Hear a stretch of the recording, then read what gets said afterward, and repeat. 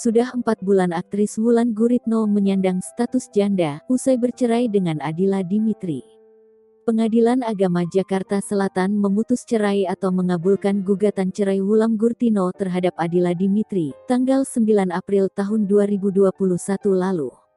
Menurut Wulan Guritno, keputusan untuk menceraikan Adila Dimitri adalah langkah emosionalnya, setelah mereka mengarungi bahtera rumah tangga selama 12 tahun. Emosional atau perasaan hati wanita 40 tahun itu ketika memutuskan berpisah dengan Adila, menjadi keputusan yang terkadang ia sering pikirkan sampai detik ini. Masih kepikiran akan keputusannya mengakhiri pernikahan dengan Adila, bukan bermaksud wanita bernama asli Sri Wulandari Lorraine Djoko Guritno itu menyesali keputusannya. Setelah 4 bulan menjanda dan dihantui dengan pemikiran tepat atau tidak menceraikan Adila Dimitri, Wulan Guritno baru menemukan jawabannya. Diberitakan sebelumnya, Wulan Guritno melepas status jandanya dengan menikah bersama Adila Dimitri di tahun 2019.